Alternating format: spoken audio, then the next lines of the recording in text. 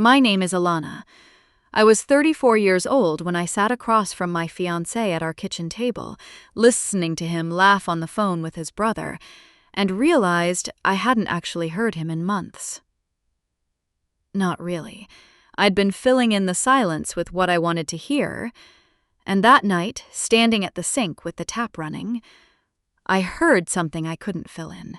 He said I was comfortable. He said I was the kind of woman who didn't ask too many questions. He said, and this is the part that still sits cold in my chest when I think about it, that he'd figured out how to make the whole thing work for him. His brother laughed. I turned off the tap. I dried my hands, and I made a decision I didn't tell a single person about for 3 weeks. What Warren didn't know was that I'd spent 6 years working as a financial analyst for a mid-size insurance firm in Ottawa. I tracked discrepancies for a living. I built audit trails out of thin air. The woman he thought was comfortable and unquestioning had spent her entire career learning how to find the thing that wasn't supposed to be found. He knew I took my coffee with 2 sugars. He did not know the rest. Let me back up. My name is Alana Marsh. I was 34 years old, and I had been with Warren Gale for 4 years, engaged for 7 months. We'd met through mutual friends at a backyard party in the Glebe, the kind of late August evening where everything smells like cedar smoke, and someone's always pulling out a guitar nobody asked for. He was charming in the way that reads as confidence the first time, and takes longer to see as performance. I was good at reading numbers. I was not, at that time, as good at reading people.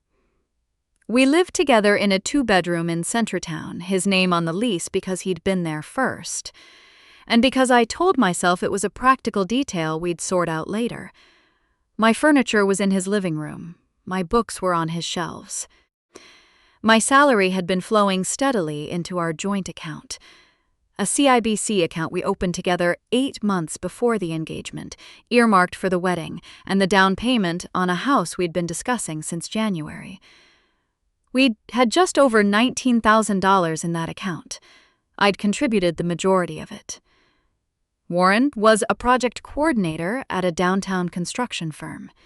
He made decent money. He just didn't always put it where he said he would. I hadn't looked closely enough to notice. I should have been bothered by that. I wasn't yet. The night I heard him on the phone, we'd had a small dinner. Just his brother Theo and Theo's girlfriend stopping by, nothing planned. The kind of evening that assembles itself from leftovers and a bottle of wine someone brings to the door. I'd made pasta. It was good. I remember being quietly pleased with it, which feels like a small, painful detail now. They moved to the back deck after dinner. I was in the kitchen, loading the dishwasher, window cracked, and the sound carried the way it does on still spring nights in the city. Theo said something about the wedding timeline. Warren said, in a voice I recognized as the one he used when he thought no one important was listening, that the timeline worked fine for him. He said I had the kind of temperament that didn't make things complicated. He said I was convenient. He used that word specifically. He said the setup gave him room to move. Room to move. I set a glass down on the counter. I didn't drop it. I didn't break anything.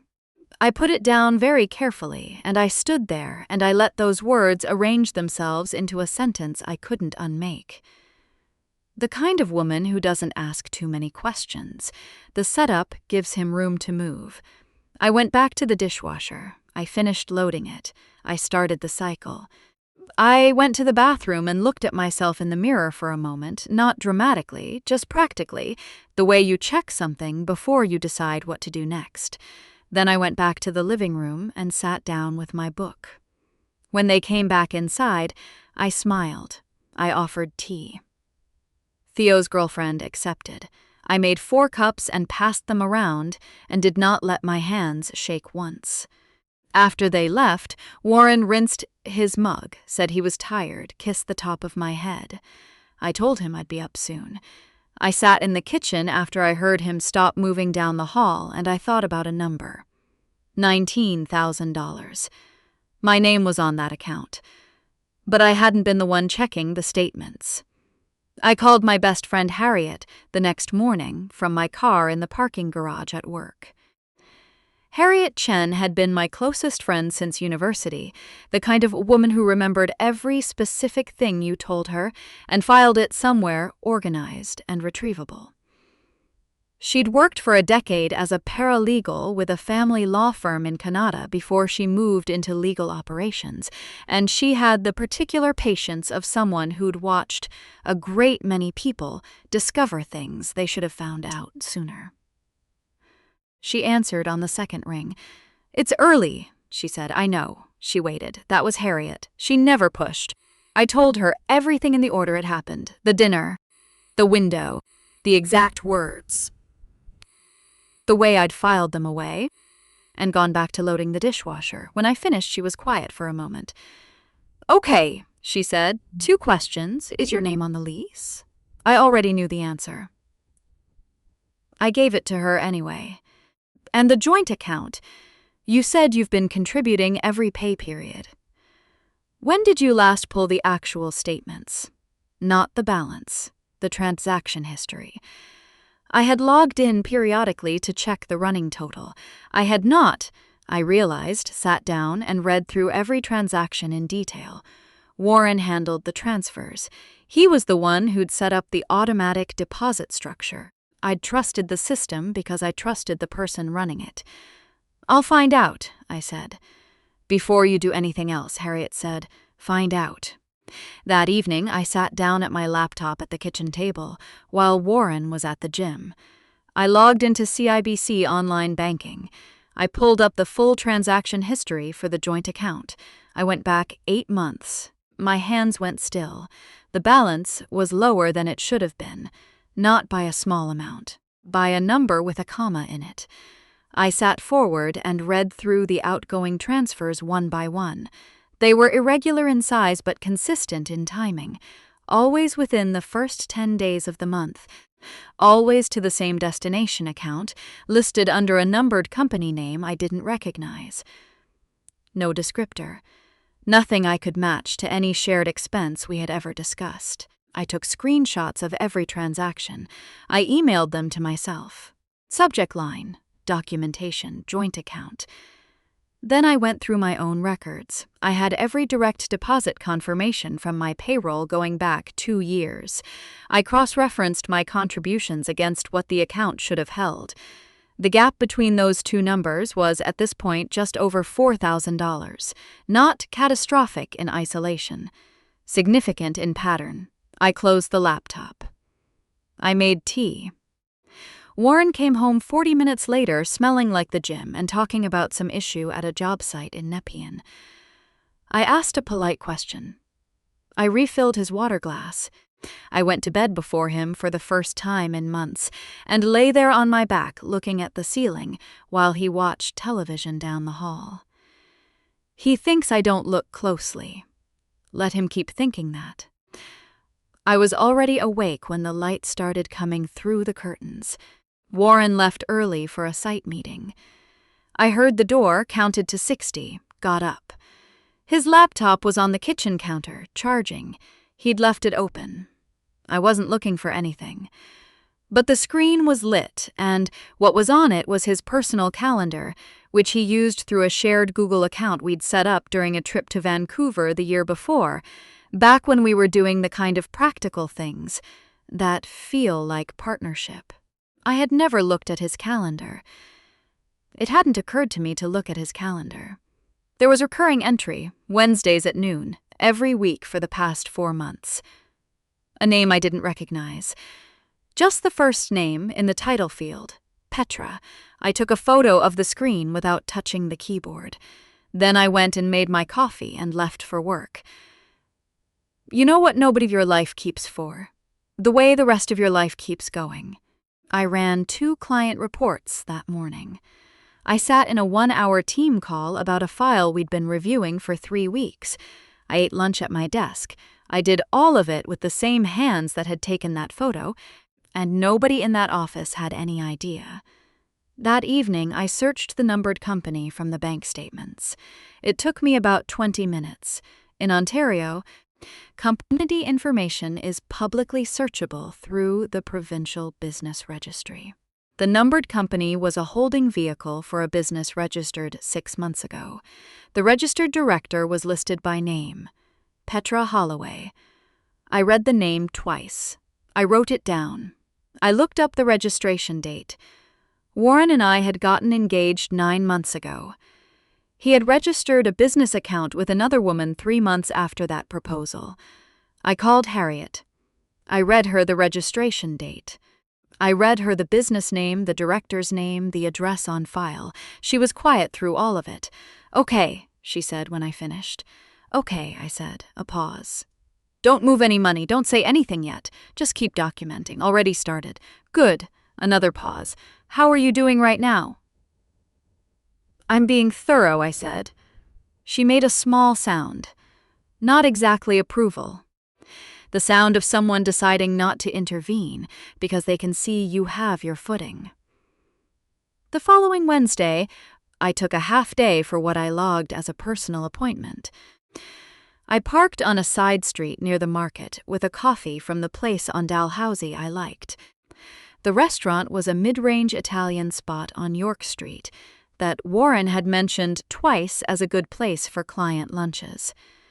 I'd filed that information away without meaning to. I always did. At 12:04, Warren's truck pulled into a lot nearby. He was wearing the gray jacket I'd taken to the dry cleaner in March. I remembered dropping it off. I remembered picking it up. At 12:09, a woman came around the corner from the direction of the parking garage. She was younger. I could see that clearly. She moved without any visible anxiety, which told me she was comfortable with where she was going. She smiled when she saw Warren. He put his hand on her lower back as they went through the door. I know that gesture. I know exactly the pressure of it. I checked my phone when they walked out 51 minutes later. I'd add minutes and subtracted. They came out unhurried, still talking. She said something and he laughed. His real laugh. Not the one he used in groups. I took one photo. Clear. Both of them in frame. I put my phone in my bag and drove back to work. That evening, I found her on LinkedIn. Petra Holloway, 31 years old, listed as a development coordinator for a property management company, the same industry Warren's firm contracted through regularly. Her profile showed 4 months of activity. Posts about a networking event. A connection announcement with Warren listed among her growing professional network. The dates matched the calendar entries to the week. I emailed the screenshot to myself. Subject line, documentation Petra. Then I called Harriet and told her exactly what I'd seen, in the order I'd seen it. Now we know the what, she said. We still need to understand the account. What the money was actually funding. That's the piece that matters legally, she said. Once we know, you'll have the full picture. I went to bed before Warren again that night. I heard him come in, heard the third step on the stairs that always creaked, heard him check the door was locked. I kept my breathing even. He climbed in without touching me. He was asleep in minutes. I lay there in the dark thinking about a numbered company and where $4,000 goes when the person it belongs to isn't looking. 3 days later, Harriet called me at lunch. I found the connection, she said. No preamble. I stepped outside and sat on a bench near the office's east-facing doors where the foot traffic was light. I uncapped my water bottle and waited. The numbered company has a commercial lease registered in its name.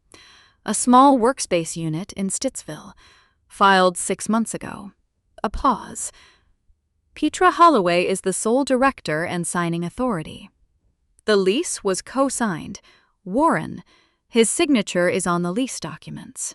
A contact of mine was able to verify the public filing through the registry.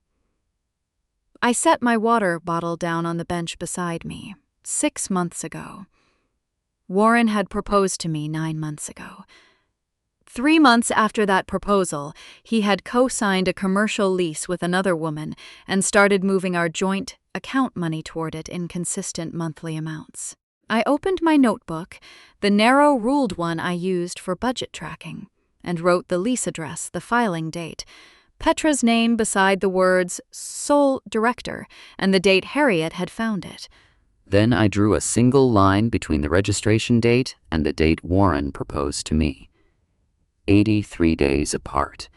He stood across from me at a restaurant in the Glebe and said he wanted to build something real. 83 days later, he was building something entirely different and routing our money to fund it. I thought about the house we were supposedly saving toward, the $19,000 I'd been contributing to on time, every pay period, because that was how I did things. I thought about my name not being on the lease of the place I'd lived in for 2 years. I thought about the day I'd said yes, standing by the canal in October with the leaves coming down, and how much I had believed in that moment. My mother used to say, when I was growing up in Kingston, that the worst kind of being wrong wasn't the kind where someone deceived you. It was the kind where you already had the information and chose not to add it up. She said it without blame. Just as a fact about how humans worked, standing at our kitchen counter with that particular look she had when she was telling me something she meant me to carry. I was adding it up now. Harriet, I said. Yeah, I think I know what I want to do. She waited. But not yet. I need the timing to be right. Then we wait for the right timing, she said. And that was that. I didn't confront Warren that evening. He came home talking about a materials delay on the Nepean project, frustrated in the way he got when things didn't move at the pace he'd decided on. I asked a polite question. I poured us both a glass of water. I thought about my mother's kitchen and the sound of CBC Radio 1 she always kept at low volume on Saturday mornings, the kind of background noise that means someone's home and nothing needs to be performed for anyone. That evening, after Warren went upstairs, I sat at the kitchen table with my notebook and built a complete record. At every deposit I had made into the joint account, every date, every amount, cross-referenced with my own banking records, going back to the month we opened the account together. I had direct deposit confirmations and email records. I built it the same way I'd build an audit trail at work. Clean, cross-referenced, leaving no gap for interpretation. It took 2 hours. When I finished, I had 14 pages. I capped my pen and looked at what I'd made. Then I thought about the timing. Warren's firm had been angling for a major municipal contract for almost a year. It was the kind of project that elevated a project coordinator's profile significantly, the kind that led to senior titles and the salary that came with them. He mentioned it with a particular quality of casualness that told me it was anything but casual. His site director, a steady, deliberate man named Harold Byrne, had been the one managing the evaluation. Warren had told me at dinner 2 weeks before that Harold had mentioned the engagement during a team meeting as evidence of, and this was the word Warren used, stability. He'd smiled at me when he said it. He used our engagement to make himself look dependable to the people deciding his future. I turned off the light in the kitchen and carried that thought upstairs with me. He had given me something without meaning to. I just needed to decide exactly how to use it. 2 Saturdays later, I drove to my Aunt Constance's house in the West End. I told Warren I had errands. He was still in bed, phone already in his hand, and said, without looking up. I stopped at the bakery on Richmond Road and picked up 2 butter tarts and a small loaf of cranberry walnut bread, Constance's favorites, since before I could remember. Constance was my mother's younger sister, 61 years old, and recently retired from a 25-year career as a high school vice principal in Kanata. She was the person in my family most likely to know a hard thing and say it without softening it past usefulness. She met me at her door in a house dress and her reading glasses still up on her forehead, looked at the bakery bag, looked at my face, and stepped aside. We sat at her kitchen table. She made tea. I didn't go straight to it. I asked her what she'd thought the first time she'd met Warren. Constance poured the water. She arranged the tea things. She sat down across from me and looked at me with the particular expression she'd always had. The one that meant she'd already thought about this and was deciding how much of the thought to give me. I thought he was very good at making people comfortable, she said, and I thought that was the thing to pay attention to. I wrapped my hands around my mug. "There's something I didn't tell you when you got engaged," she said. "I've been carrying it since. I almost said something. I chose not to, and I've gone back and forth about that." I didn't rush her. "About 8 months before Warren proposed to you," she said, "he called me. He said he was serious about you and wanted to make sure he was going into things with a clear picture of your family situation." She said it evenly, without drama. He asked about your parents' estate, whether there was anything significant still to be settled, whether you were likely to receive anything meaningful. My jaw tightened. "He was smooth about it," she continued. "He framed it as wanting to understand what he was stepping into, wanting to be able to provide for you properly. He made it sound like the question of a careful man." She turned her mug in both hands. "But I've spent 25 years watching young people and the adults around them. I know the difference between a man asking about a woman and a man asking about a woman's assets. I told him the estate was settled, modest, and not a conversation I'd be having with him." She paused. "And then I said nothing to you, because I didn't want to be the reason you doubted something I couldn't prove." She got up then and went to the shelf in the hallway, the one with the framed photographs she'd never gotten around to reorganizing. She came back with one and set it on the table. My mother, maybe 40 years old, standing in someone's backyard at what looked like a summer birthday, laughing at something outside the frame. The light catching her just right. Her head tipped back, entirely unself-conscious. She always said you could tell the measure of someone by what they thought you didn't notice. Warren assumed you weren't looking. I looked at my mother's face for a long moment. "I'm sorry I waited," Constance said. "You told me now," I said. "That's what I needed." I drove home with the whole picture assembled, and it was cold and complete. Warren had proposed to me believing there was an inheritance large enough to be worth attaching himself to. When he learned there wasn't, he hadn't left. Leaving would have cost him the stability, the shared income, the address, the appearance of a settled life that was actively helping his career. So he stayed. He kept me in place, present, contributing, unsuspecting, and he opened a door to Petra on the side. Income in one hand, possibility in the other, and Ilana Marsh holding the whole structure up from underneath. I wasn't the woman he chose. I was the foundation he used while he figured out what he actually wanted. Let me tell you what happens when you finally understand the full shape of a thing. You don't collapse. You get very quiet, and then you start planning. That evening, I sat down beside Warren while he was watching television, and I told him I'd been thinking that we hadn't done anything to formally celebrate our engagement with the people who actually mattered to both of us. His colleagues from the firm, my family, his closest friends. Something real, something that showed people how serious we were about our future. Warren looked at me. He smiled the easy smile.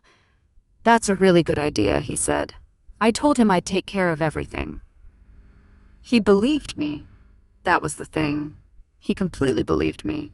The 2 weeks that followed were the most organized 2 weeks of my life. Which is saying something. I booked a private room at a restaurant in Westboro he'd taken clients to twice, and always mentioned with that proprietary note in his voice that meant it reflected well on him. I sent handwritten invitations on good cardstock. I confirmed attendance from his 2 closest colleagues at the firm, including Harold Byrne. The site-to assessment of Warren's stability was currently influencing his career trajectory. Whose essent influencings tested. I confirmed his friend Conrad, the one who'd been on the phone with him that night, the one who'd laughed. I confirmed Harriet. I confirmed Constance. I told Warren the guest list. He looked exactly as I expected, pleased, a little flattered, satisfied in the way he thinks things are proceeding according to his version of events. He said it was perfect. It was. 10 days before the dinner, I met Harriet at a cafe on Bank Street.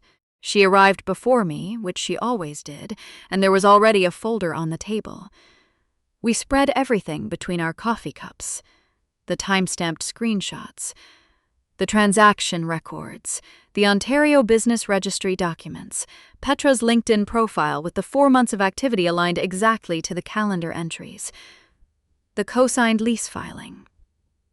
Harriet had drafted a demand letter. She slid it across the table. The total was $4,340.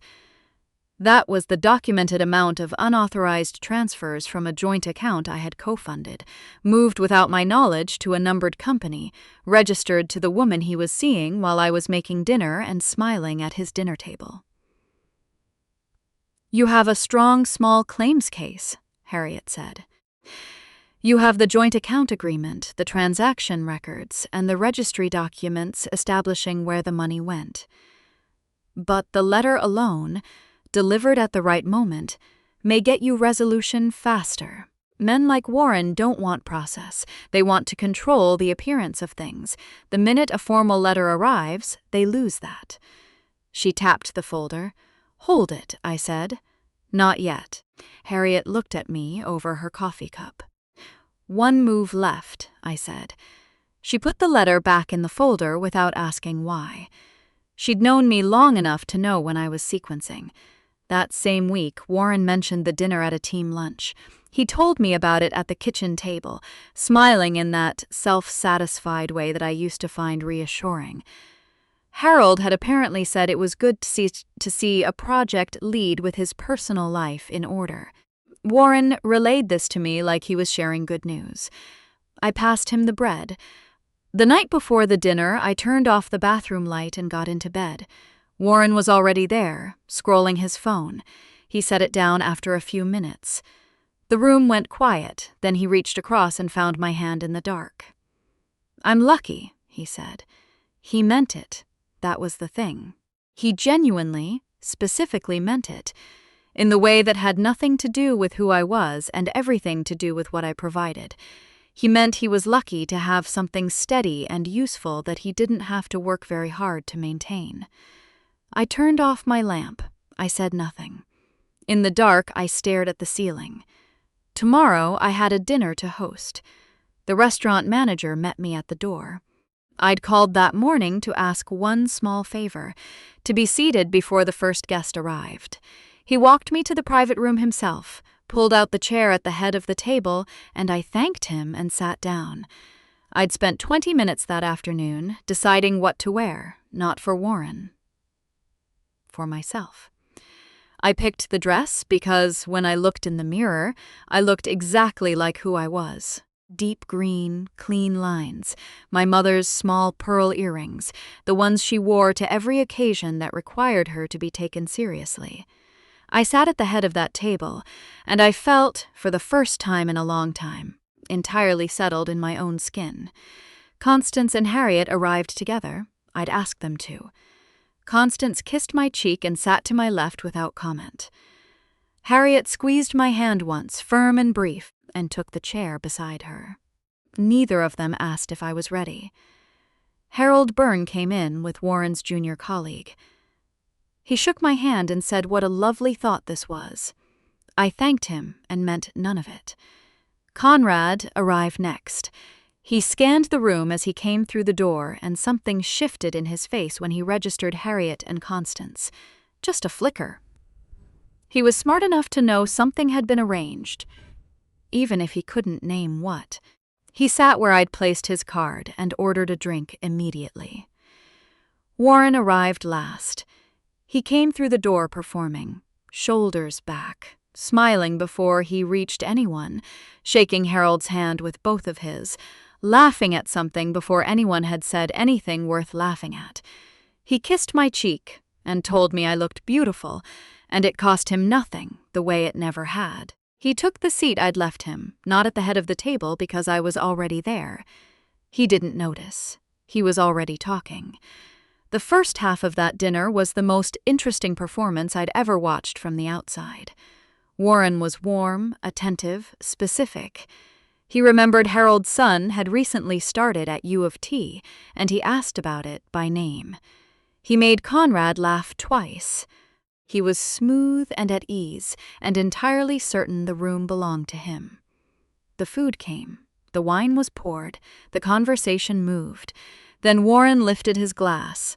He thanked everyone for being there. He talked about their future, the word our, doing a great deal of work in every sentence. He looked at me when he said steady. He looked at me when he said the kind of partnership that makes everything else possible. He said I was the reason he felt ready for what came next, and Harold nodded, and Conrad looked at his glass. He finished. The table waited for me to look moved. I stood up. No ceremony to it. I just rose from my chair, smoothed the front of my dress with one hand, and let the room settle. I've been doing some financial planning of my own, I said, and it turns out I found a few things Warren forgot to mention. I looked at the table, not at him. I named the joint account. I named the opening balance, the contribution structure, what the account should have held after 8 months of regular deposits. I named the outgoing transfers, the amounts, the dates, 4 months of them, and the numbered company they were directed to. I named the Ontario Business Registry. I named the date the company was incorporated, the date the commercial lease was filed, and the name of the sole registered director. Then I looked at Harold directly. I'd want to know, I said, who holds the keys to the things he's responsible for. The room had stopped breathing. I turned to Conrad. I said his name. I held his gaze for exactly long enough. You knew what kind of man he was, I said. I was just the last person in this room to find out. Then I reached up and took off my engagement ring. I didn't throw it. I set it flat on the table in front of my plate, the way you set down a pen when the document is signed and the business is concluded. I picked up my purse. I looked at Warren, really looked at him. Maybe the last time. 5 words. Don't call me, we're done. I walked out. Behind me, the room was entirely silent. I woke up the next morning in Harriet's guest room in Kanata. I'd arranged it 2 weeks earlier, same morning I'd booked the restaurant. I'd packed what mattered on a Tuesday afternoon while Warren was at a site. Documents. My grandmother's quilt. My mother's earrings. Clothes for a month. I'd left my key on the kitchen counter and said nothing about it. By the time Warren walked into that restaurant, looking like a man who had a future mapped out, I had already left his life in every way that counted. My phone showed 14 missed calls from Warren and a text from Conrad that said only sorry and nothing else. I put the phone face down and went back to sleep. The following weeks moved at different speeds in different places. The news about the municipal contract evaluation came through Harriet 9 days after the dinner. Harold had carried what he'd heard back to the firm's senior partners, not loudly, not with embellishment, just with the careful precision of a man who takes fiduciary responsibility seriously. The contract review for Warren's project file was placed under secondary evaluation. The specific language Harriet heard was a question of judgment consistency. Clean and permanent, the way those things always are when they're true. Warren had been building toward that contract for a year. I hadn't lied about a single thing to make it fall apart. I had simply told the truth to the right people in the right room. Harriet sent the demand letter on day 12, certified mail with tracking. She wrote it clean and exact. The account number, the transfer dates, every figure, the numbered company, Petra's name as registered director, the relevant provisions under Ontario's small claims process. She gave him 30 days. He transferred the full amount in 16. No response, no explanation. Just a wire confirmation that arrived on a Wednesday afternoon while I was eating lunch at my desk. I looked at the number. I set my fork down. I said a quiet thank you to the version of myself that had taken screenshots instead of crying over them. A month after the dinner, I called Petra once. I kept it brief and I kept it honest. I told her what the account had been funded with. I told her the words Warren had used about me that night through the kitchen window, the exact ones, the ones Conrad had laughed at. I didn't ask her for anything. I didn't editorialize. I said what was true and let her decide what to do with it. She was quiet for a moment after I finished. "Thank you," she said. 2 weeks later, Harriet heard through a colleague that Petra had ended things with Warren. I won't pretend I felt nothing about that, but what I felt wasn't satisfaction. It was closer to the feeling you get when a window finally closes all the way in winter, and the cold draft you'd been living with stops coming through. Conrad's text sat unanswered on my phone for 3 days before I deleted it. I understood why he'd sent it. I also understood that sorry sent after the consequences arrive is a different thing from sorry sent before them. 6 weeks after the dinner, I stood in the empty living room of a short-term furnished rental in Centretown, a neighborhood I'd chosen myself after 2 weekends of research. Second floor, east-facing windows, a kitchen with actual counter space. My name on the lease, my signature on the documents, my deposit from an account that had only ever had my name on it. I stood there in the quiet and I let it settle. I thought about the moment I turned off the kitchen tap that night and set down the glass and made the decision I didn't tell anyone about for 3 weeks. I thought about the 14 pages of documentation I'd built at the kitchen table. I thought about my mother's face in that photograph on Constance's shelf, laughing in someone's backyard, tipped back into the light. She would have known in a week, I thought. Mama would have known in a week. But I knew now, and that was enough to work with. 11 months later, I am writing this from a different address. A 1-bedroom in Hintonburg I found through a colleague who knew the landlord, bright in the mornings, quiet at night. My name on the lease, the way it should have been from the beginning. I went back to work and I was good at it, the way I'd always been. 3 months after the dinner, my manager offered me a project lead position on a file I'd been working toward for 2 years. I asked for 2 days to consider it. I used those 2 days to research the full scope, the reporting structure, the budget authority.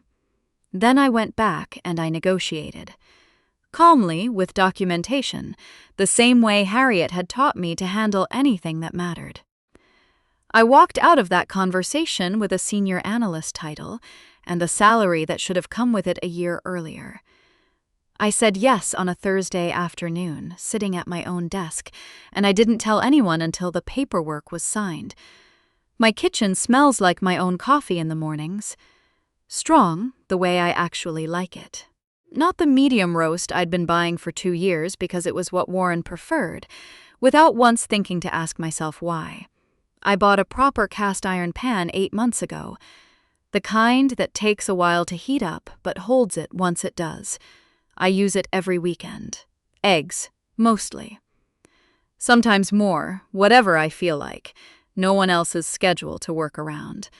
I still think about my mother in her kitchen on Saturday mornings. The smell of coffee and the radio she kept at low volume while she moved around the stove. The particular warmth of a house where someone loves you without needing anything from you in return. She would have stood at my windows and looked out at the street with that small nod she had, the one that meant, yes, this is right, you found your way to it. Harriet visits once a month. We find a place we haven't tried yet.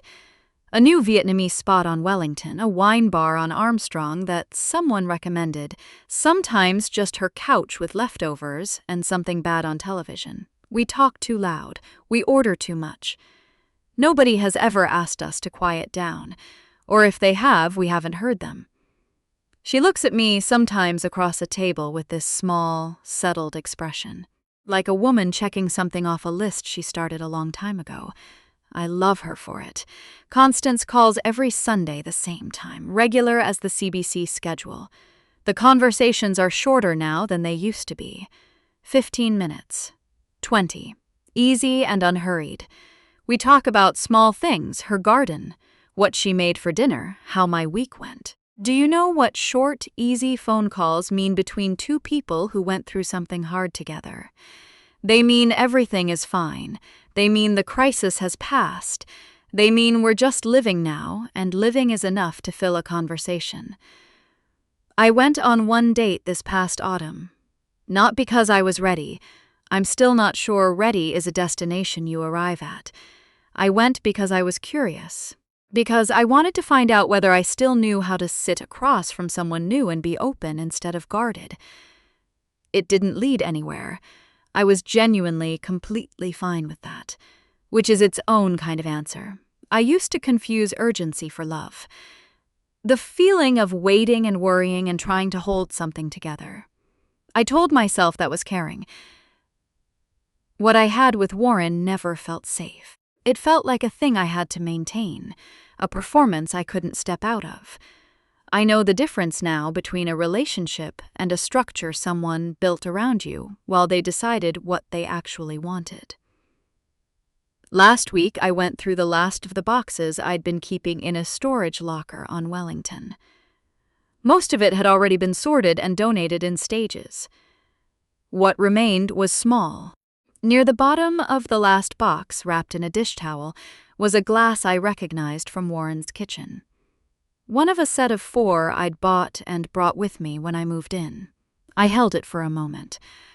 I thought about the woman who set down a glass very carefully in a kitchen that was never going to be hers, and turned off the tap, and made a decision she didn't tell anyone about for 3 weeks. How she went back to loading the dishwasher. How she smiled across the table for the rest of that evening like her entire life wasn't shifting under her feet. She knew something, that woman. She knew the moment hadn't arrived yet. I brought the glass home. I put it in my kitchen cupboard, next to the 3 others I'd kept. I turned on the radio. CBC 1, the way my mother always had. I made my eggs in the good cast iron pan. I ate alone at my own table, in my own apartment, in a city I'd lived in my whole life but was only now learning on my own terms. It was enough. Lord, it was finally more than enough.